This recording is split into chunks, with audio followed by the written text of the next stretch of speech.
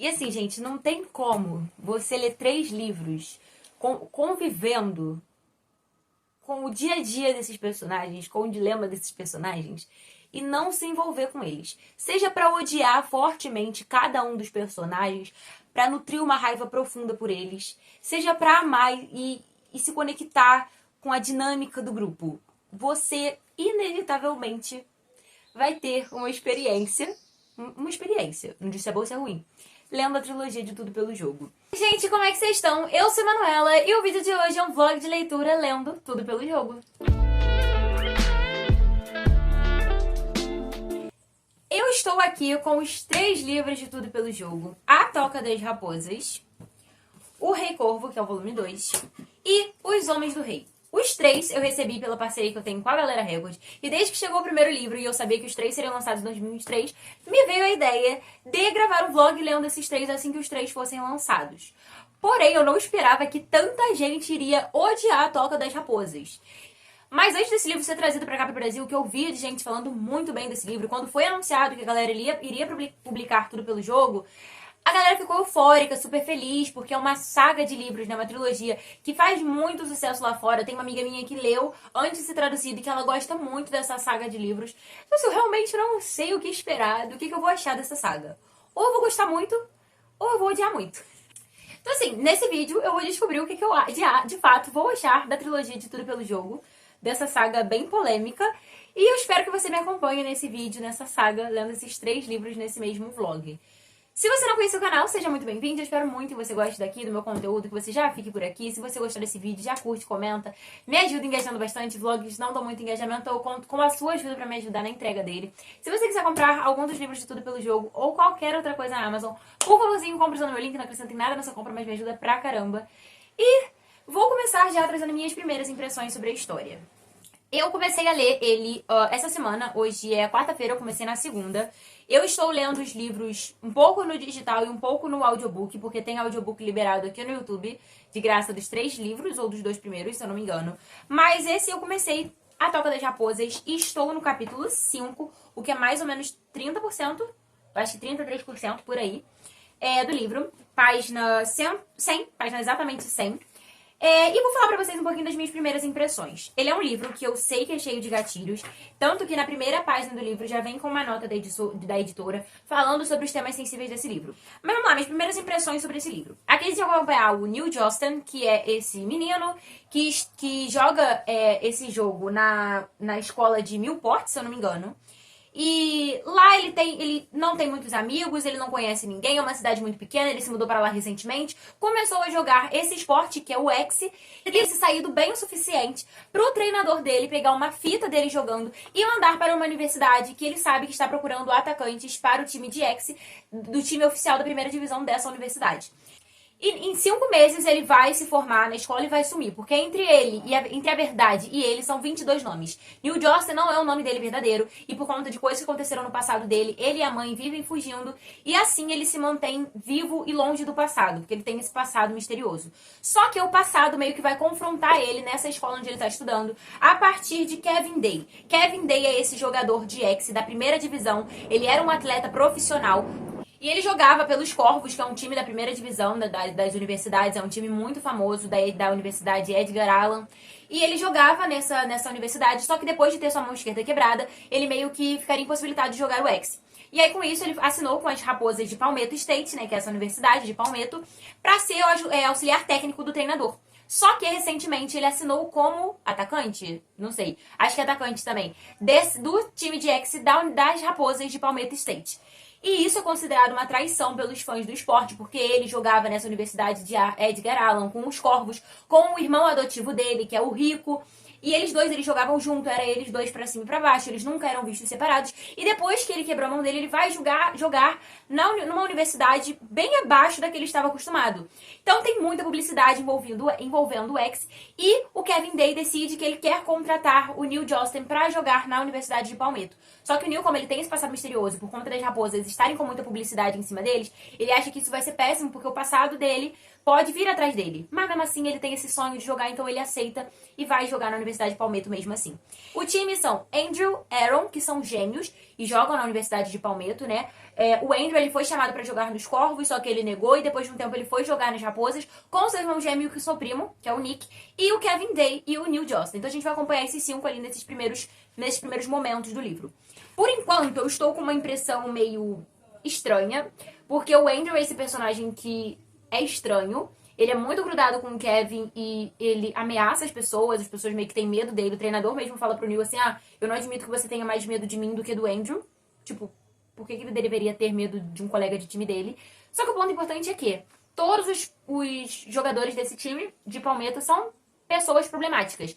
O treinador, ele só recruta atletas problemáticos, pessoas que precisam de segundas chances, que a vida não daria segundas chances pra ele, mas esse treinador decide dar segundas, terceiras, quartas, 56ª chances pra essas pessoas. O Andrew, por exemplo, ele esteve num tempo no reformatório, ele faz acompanhamento psicológico, ele é viciado. O Kevin mesmo, que é esse atleta profissional que decide recrutar o Neil, eles se conheceram na infância, mas o Neil tá muito diferente, então o Kevin não reconhece ele da infância dele, mas os dois têm esse passado meio misterioso, envolvendo algum crime que o pai do Neil cometeu, não sabemos ainda o que é. Então assim, vamos descobrir o que vai ser nesse vídeo, o que eu vou achar, se vai ter lista de piores do ano envolvendo esses 3 livros, ou não, se vou me surpreender. Estou com expectativas baixas, então assim, a possibilidade de eu me decepcionar é baixíssima, porque eu já estou com expectativas baixas, mas se eu gostar, eu vou me surpreender. Então assim, vamos aguardar pra saber o que será desse vídeo. E eu espero que vocês gostem dele, já engajem bastante, deixem 5 comentários aí, por favor, pra me ajudar. É isso, até a próxima atualização, provavelmente quando eu terminar a Toca das Raposas. Bom, eu terminei a Toca das Raposas e tenho coisas a falar sobre esse livro aqui. Tem vários tópicos importantes a serem falados sobre esse livro. Eu vou começar falando que, impactando um total de 0 pessoas, eu não achei tão merda quanto poderia ter sido. Eu fui ler esse livro com as minhas expectativas baixíssimas já. Baixíssimas, já tinha alinhado minhas expectativas pra fazer essa leitura. E por estar com as expectativas alinhadas a ele, eu achei que poderia ter sido muito pior. Poderia ter sido muito pior. Mas assim, já vou começar falando sobre o ponto principal dessa história, que é a cena que acontece nesse livro. Se por acaso ainda não leu a Toca das Raposas, fique despreocupado, porque até esse momento não vai ter spoilers. E quando tiver spoilers da Toca das Raposas, vai ser provavelmente quando eu for ler só o 2º livro, mas aí eu vou colocar um aviso de spoiler aqui na tela, etc. Mas desse primeiro livro, neste primeiro momento, não terá spoiler.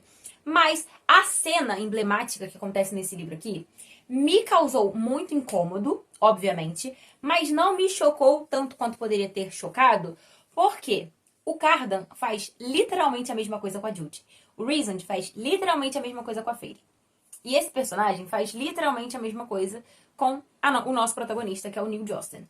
Só que a questão dessa cena é que, se tirasse ela, não faria absolutamente nenhuma diferença. Nenhuma diferença. Essa cena que acontece não tem fundamento nenhum para a história. Não acrescenta em nada na história. Não muda, muda, mas muito pouquinho no desenvolvimento dos personagens. Poderia ter mudado essa cena pra, sei lá, uma briga. Uma outra coisa. Porque a única coisa que essa cena acrescenta é o nosso protagonista nutrir um ódio de um outro personagem. E falando em desenvolvimento, eu acho que não tem o desenvolvimento de ninguém nessa história. E eu meio que entendo, entre muitas aspas, por que isso acontece.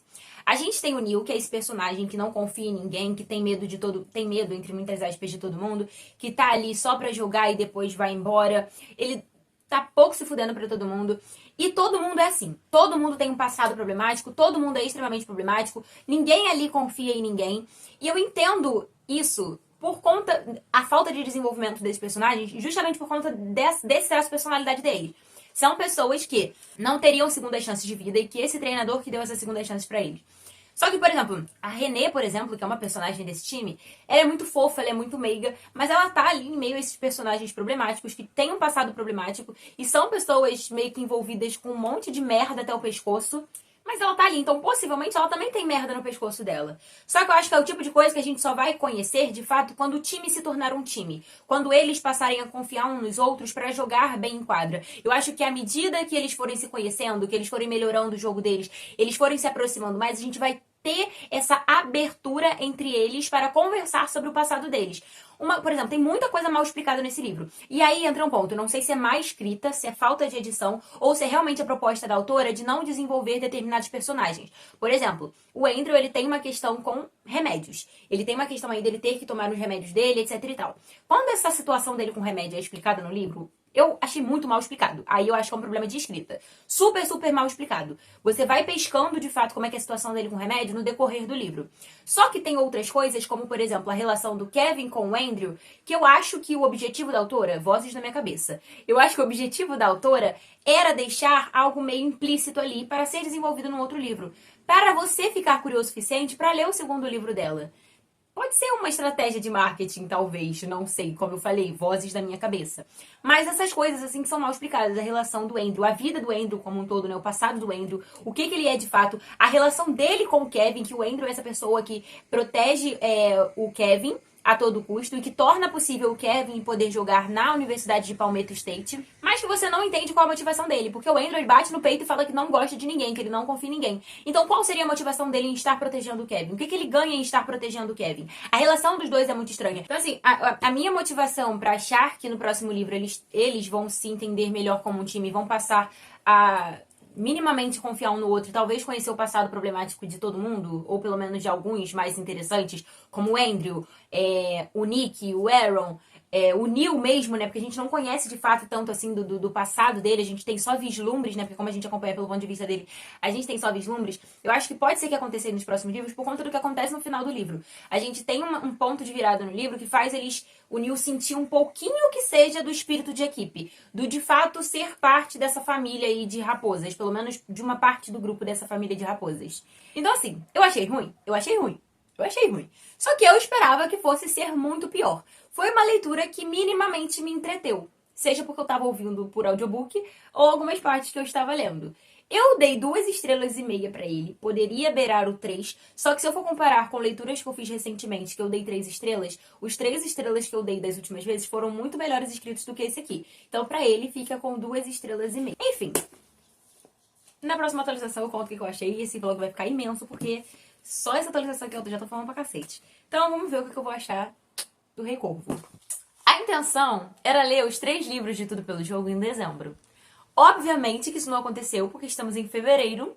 E sim, eu só fui ler o Rei Corvo este mês.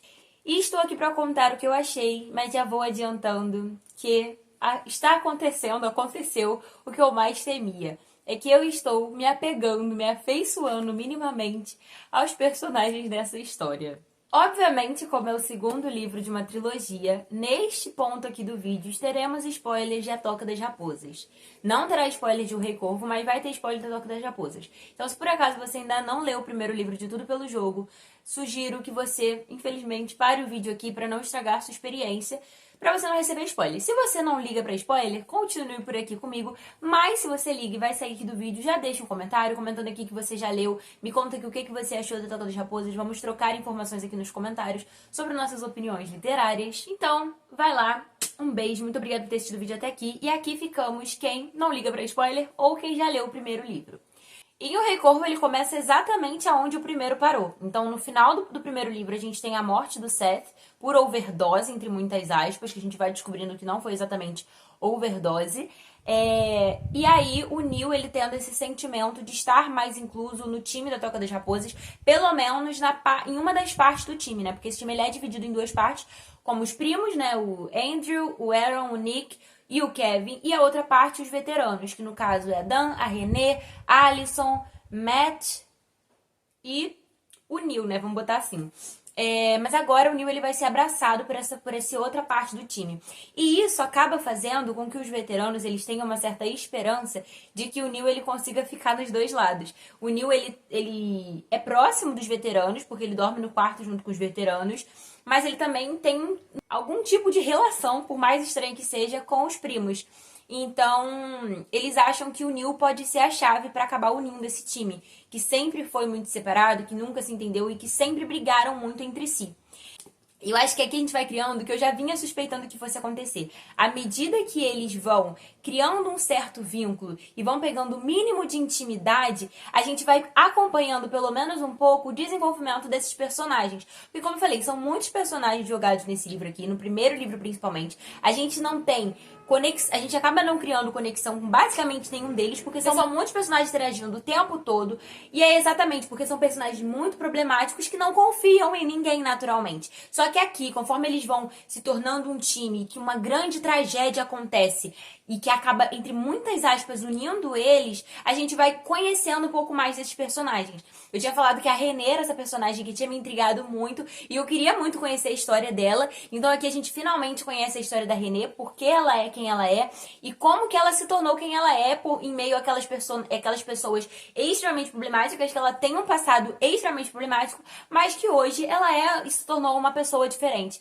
Então a gente vai conhecendo aos poucos a Renée, a gente conhece aos poucos como que a Alicent e a Dan entraram pro time, a gente conhece também o passado do Matt, tudo isso a gente vai acompanhando aqui nessa história. Isso faz com que você acabe se afeiçoando a esses personagens, nem que seja um tiquinho de nada, sabe? Por entender que a vida foi muito cruel com eles, por coisas ruins que aconteceram na vida desses personagens, eles acabaram se tornando quem eles são. E aí a gente vem pra o personagem mais emblemático nessa história, dois, né? Porque eu acho que são três que são muito importantes para essa história, que é o Neil, obviamente, que é o nosso protagonista.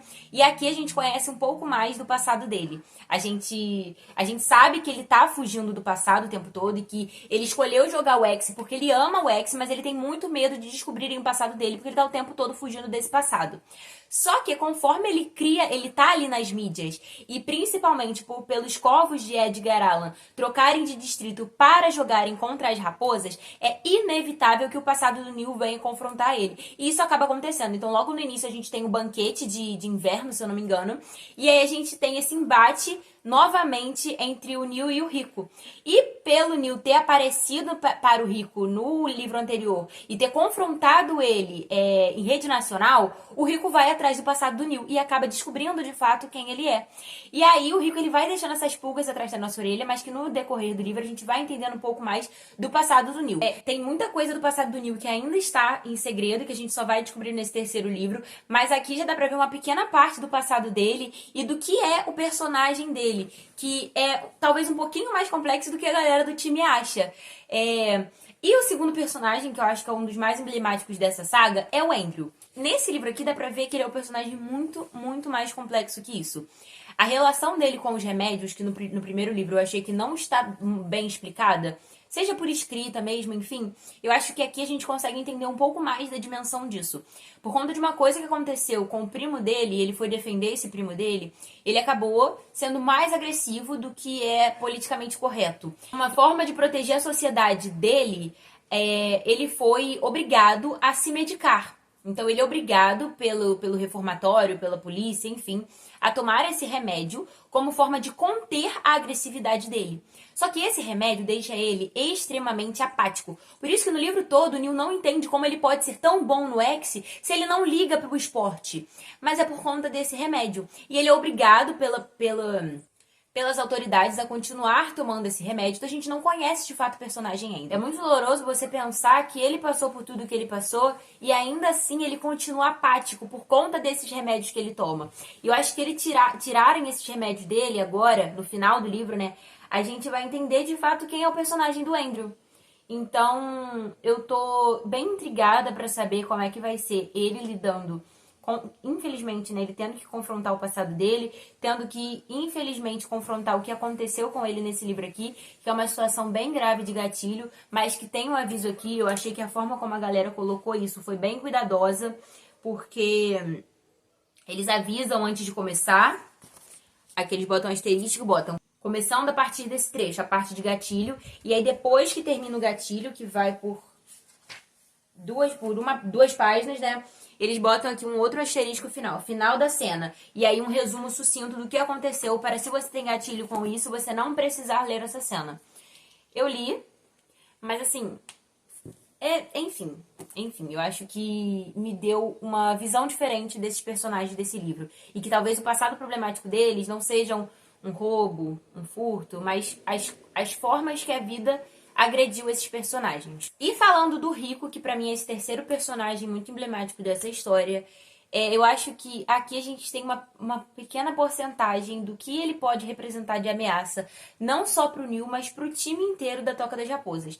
No final da Toca das Raposas, a gente já sabe que foi ele que orquestrou o que aconteceu com o Seth, e a gente vai vendo o que ele é capaz de fazer pelo X. E aí, o que acontece no final desse livro e faz ele acaba se tornando um pouco mais grave aqui no final dessa história, onde o Neil ele meio que é marcado como propriedade dos Moriyama aos olhos do Rico, a gente vai vendo por que o Neil ele fica tão determinado a unir as raposas e por que realmente tudo pelo jogo. Porque ele quer se vingar do Rico e dos Corvos, tanto pelo que eles fizeram com o Kevin, quanto que eles fizeram com ele, quanto que a família dele fez com a família do Neil, e fez com que o Neil ficasse sempre fugindo, ele e a mãe. Então ele quer, de fato, enfrentar o Rico e os Corvos aonde eles sabem, que é no X. Então, a gente vai ver, no final desse livro, a gente vê que o Neil ele fala exatamente sobre isso. Ele vai se arrepender de ter mexido com a gente. A gente vai enfrentar eles da forma como ele sabe, que é através do X. Então ele vai... Agora, mais do que ele já vinha fazendo sem querer, unir as raposas para eles como um time, jogarem como uma unidade e se vingarem de tudo que os corvos fizeram com as raposas. Eu acho que nesse próximo livro eu tô muito curiosa para conhecer mais do Andrew sem os remédios e de fato conhecer o Andrew, porque ele tá sob efeito de remédios há anos, viciado há anos. Então acho que aqui a gente vai conhecer o Andrew de cara limpa, sem o efeito de nada. Então eu estou curiosa para ter acesso a isso e principalmente para achar de fato o romance que eu sei que vai ter nessa história toda e que eu acho que só vai ter de fato nos Homens do Reino, que é o terceiro volume. A gente aqui também entende qual é a motivação do Andrew em proteger o Kevin, mesmo que eu acho que é algo que ainda pode ser melhor explicado. Mas assim, a minha relação com esse livro aqui foi realmente muito melhor do que com o primeiro. O primeiro ele me entreteu muito e esse aqui ele me instigou a continuar na leitura. Eu queria ficar o tempo todo lendo para conhecer cada vez mais, um pouco mais dessas raposas. E eu acho que nem que seja pouca parte de cada um que me deu aqui, já me permitiu entender um pouco mais desses indivíduos e me afeiçoar a eles e querer de fato que eles consigam ser uma unidade e se entender como time e confiar uns nos outros. Porque são várias, como a Renée fala aqui num momento, né?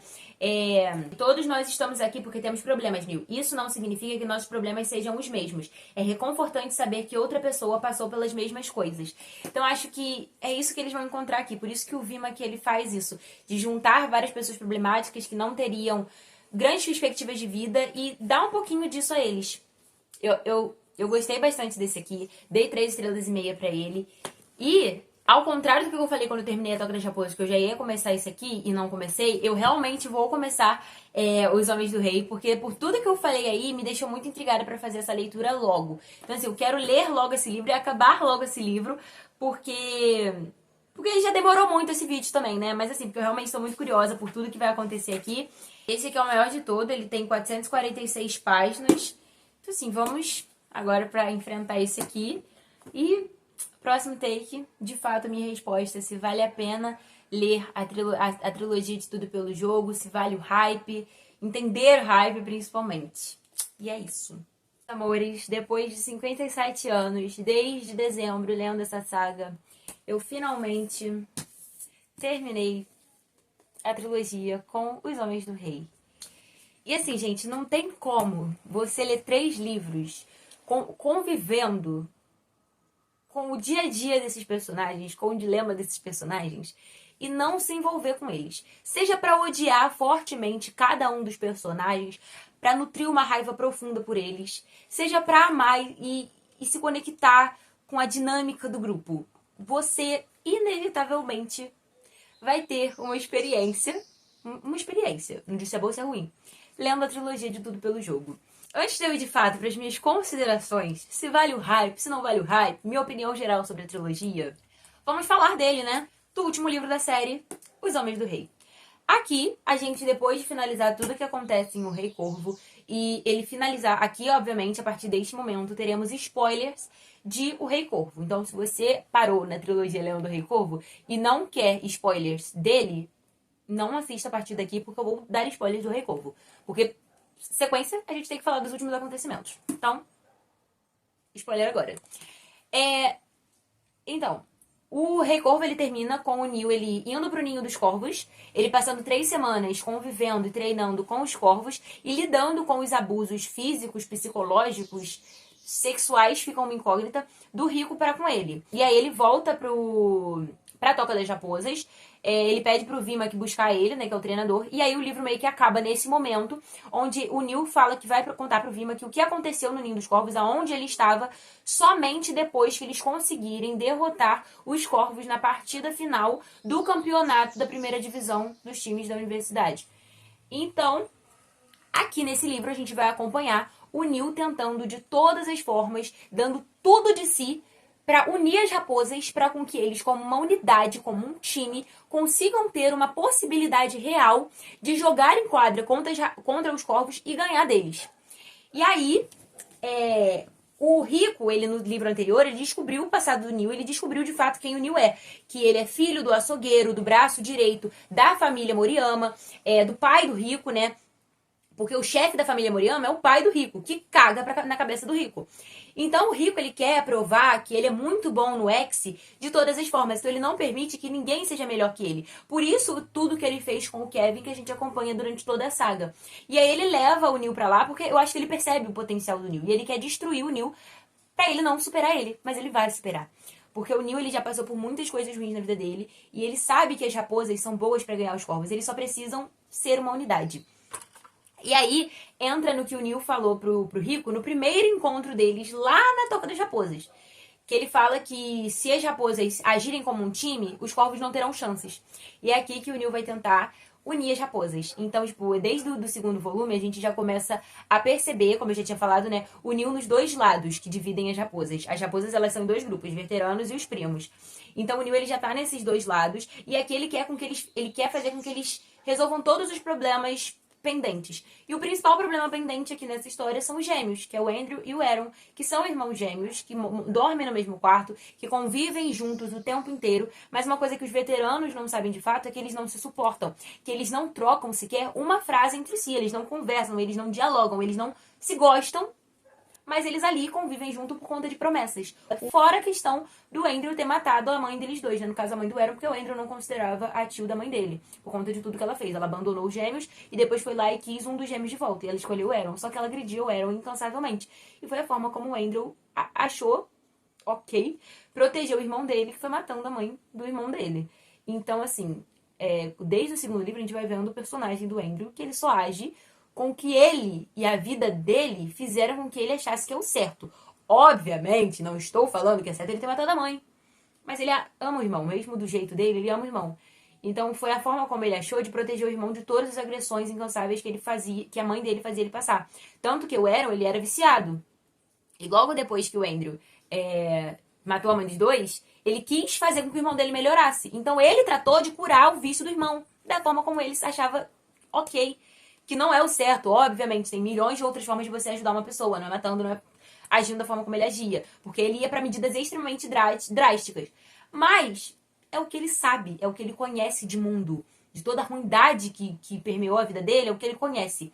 E aqui uma parte muito forte da história, que assim, pra mim, essa parte ainda é mais forte do que a parte de gatilho que tem no segundo livro, é quando o Andrew explica por que ele não gosta da palavra por favor, da frase por favor. Conhecer o Andrew e a forma como ele é muito dolorosa, sinceramente. Porque, tipo assim, você acha que... Eu falei que eu tava com muita expectativa. Já comecei a falar, não tô nem falando mais de enredo agora. Enfim, me perdi já no cronograma do que eu queria falar. Mas é isso. Quando eu tava na expectativa de saber como é que o Andrew seria depois que ele largasse os remédios. E não muda muito, não. Infelizmente. Ele ainda é essa pessoa apática que o tempo inteiro tenta não querer as coisas que ele quer. Ele, tipo, cara, ele é muito bom no X. Mas ele não se permite querer jogar X. Porque eu acho que, tipo, de toda a crueldade que ele passou, ele não se permite querer nada porque ele acha que o mundo vai tirar isso dele. Então, tipo assim, ó, a situação que envolve o livro anterior é com o Drake. Mas ele conta pro Neil que ele sofreu abusos nas casas de adoção que ele foi passando desde os 7 anos. Ele faz 21 nesse livro aqui, 21, 22 nesse livro aqui. Então, assim, ele é uma pessoa que foi muito agredida a vida inteira dele. Ele, em nenhum segundo da vida dele, sentiu amor, sentiu afeto de outra pessoa para com ele. E toda vez que ele sentia por outra pessoa, essa pessoa era arrancada dele. Então, por isso que ele é do jeito que ele é. Por isso que ele não se permite se abrir com os veteranos, com que ele não permite que os grupos se misturem.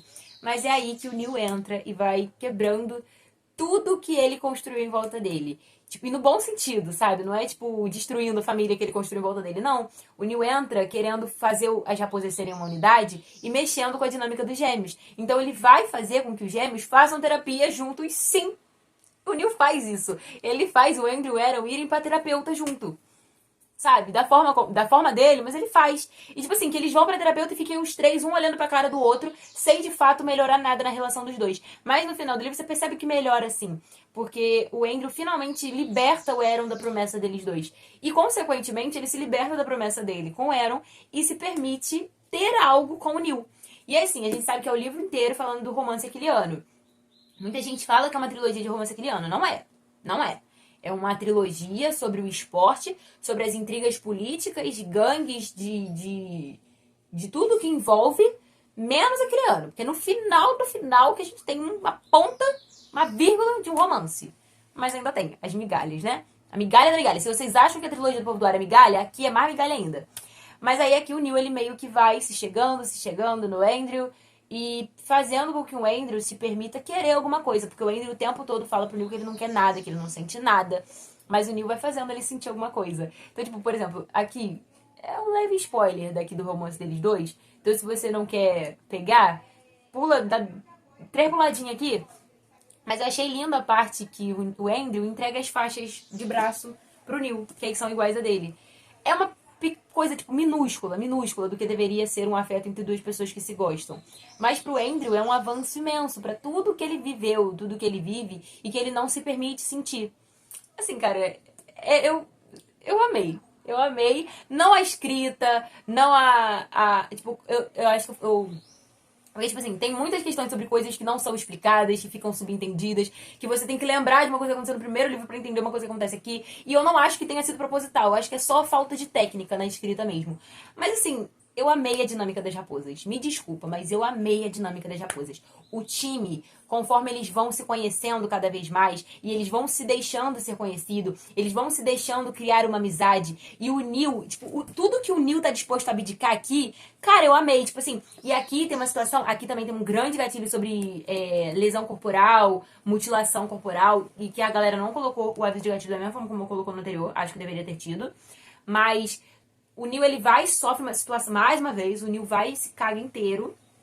E porque, tipo assim, ó, por exemplo, o Neil, no livro anterior, ele foi pro Ninho dos Corvos para proteger as raposas. Ele volta dos Corvos, como o Rico descobre quem ele é, ele volta dos Corvos quem ele realmente é, com o Neil Rico sabendo o nome original dele, com a cor de cabelo original dele, com a cor dos olhos original dele e com uma marca de propriedade dos Moriyama, que ele volta pra casa com um 4 tatuado na bochecha. Assim como o Rico, o Kevin e o Jean.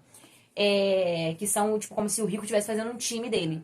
Então ele volta pra casa dessa forma, depois de várias outras agressões e abusos que ele sofreu do Rico. E mais uma vez nesse livro aqui, o Neil, ele tá disposto a enfrentar isso pela uma segunda vez nos livros, e por sei lá quantas vezes ele já viveu isso na vida dele, pelas raposas.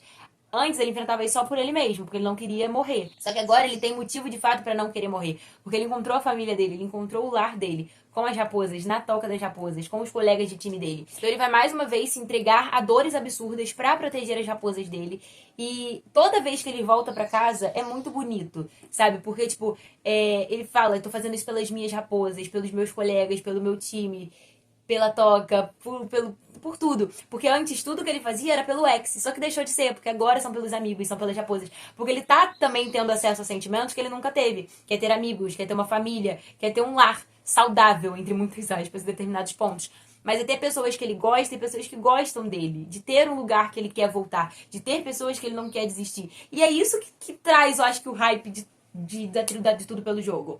É você entender a construção desse Found Family imensa. Que, assim, eu acho que é um Found Family mais grave do que os que a gente está acostumado a acompanhar. É um Found Family muito maior. Porque são pessoas que foram extremamente agredidas pela vida e pelas pessoas cruéis que passaram pela vida deles. E que aqui encontraram um lar, uma família, pessoas com quem lutar e pessoas por quem lutar. E aí, meus amores? Eu não tenho como falar que não vale a pena. Porque vale você passar pela Toca das Raposas por... Que não foi livro bom. Me entreteu, mas não foi livro bom. Mas esses dois aqui... Sabe? Eu gostei. Eu sabia que eu ia gostar. Você vai se afeiçoar à amizade que eles estão criando, ao time que o Neil tá construindo. E que, tipo, o time inteiro, inevitavelmente, está rondando o Neil, tá cercando ele, tá se unindo em volta dele, né, na verdade. E o Vimak mesmo fala isso. Em diversos momentos, eu gostaria muito que as coisas fossem mais simples, mais fáceis e mais explicitadas. Como, por exemplo, o sentimento do Andrew pelo Neil. Eu gostaria, sim, que o Andrew tivesse conseguido verbalizar o que ele sente pro Neil. E que o Neil verbalizasse isso pro Andrew sem o Andrew querer agredir ele. Mas o Andrew é essa pessoa completamente cheia de traumas. Então são coisas que demorariam mais. E aí, uma questão também, eu acho que o romance aquele ano poderia ter começado a ser desenvolvido na Toca das Raposas, pra quando a gente chegar aqui, os Homens do Rei, a gente ter esse relacionamento dos dois de forma mais explícita, mais escancarada, mais bonita de ser vista. Que a gente não tem, sabe? Mas assim, eu amei. Falei zero de enredo, né? Mas é que eles finalmente enfrentam os corvos no último jogo. E, tipo assim, faz ser real. Não faz parecer que é que foi, tipo assim, pra benefício do protagonista. Uma coisa que aconteceu pra conveniência do protagonista. Não, quando o Neil consegue, de fato, fazer o time agir como um time, como uma unidade, eles conseguem entender a potência que eles têm enquanto um time. Eles entendem a potência que eles têm enquanto família, enquanto raposas. Isso é muito legal de se ver. É muito, muito, muito divertido. E assim, gente, é isso. Eu acho que essa parte, falando do final da história, de fato, de todo o vlog, ficou a mais desconexa. Só que eu acho que eu falei com o que eu realmente senti lendo e finalizando essa trilogia. Porque foram sentimentos muito bons que eu tive nesses 2 últimos livros, acompanhando eles se tornando um time e uma família. Se tem mais material envolvendo as raposas, me contem aqui nos comentários, que eu quero muito ler e ler tudo que tiver que ler, porque eu fiquei muito investida nas raposas. Não na escrita da Nora, quero deixar isso claro. Não na escrita da Nora, porque ela tem muito que melhorar na escrita dela, mas nas raposas de fato. E esse aqui ele não tá marcado, porque eu li todo ele no meu Kindle, me empolguei ele todo ele no Kindle. Então ainda tenho que passar as anotações pra cá. Mais uma vez, sou minha própria inimiga. Bom, gente, eu acho que eu nem precisava falar isso, mas vale o hype. Vale o hype. Não vou falar pra vocês que é uma trilogia 5 estrelas favoritada. Longe de ser. Longe de ser. Mas é, sim, um afago no meu coração. No meu coração, que gosta de coisas básicas. Que gosta de coisas duvidosas. Então, assim, eu acho que vale a pena se você não julgar tanto enquanto você lê. O primeiro pode julgar bastante, eu também julguei. Mas nos outros, você não julgar tanto assim, por exemplo, as atitudes do Andrew, sabe? Ler com o coração aberto, sem ser muito crítico, só se deixando envolver e ser envolvido pelas raposas, pela dinâmica deles, pela amizade que eles vão criando e pela potência que eles têm enquanto um time. Se você ler dessa forma, eu acho que você vai ter uma experiência possivelmente tão boa quanto a que eu tive.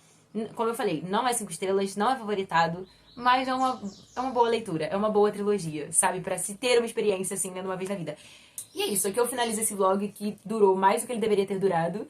Mas eu espero que vocês tenham gostado de me acompanhar lendo todos esses 3 livros. E aguardem que teremos mais vlogs lendo sagas. Porque eu fiz isso com o Ceifador, tô fazendo isso com a Toca das Raposas. Vou fazer isso com a trilogia Cata. Quero fazer com a duologia de Divinos Rivais. Então assim, aguardem que teremos mais. Muito obrigada por ter assistido o vídeo até aqui. Por favorzinho, comenta bastante. Deixa no mínimo 5 comentários, porque assim você me ajuda demais na entrega desse vídeo, porque vlogs não entregam muito. Eu já sei que esse vídeo ficou longo demais. Então se você puder me ajudar engajando bastante com ele para entregar para mais pessoas, vou ficar extremamente grata a você. Um beijo e até a próxima.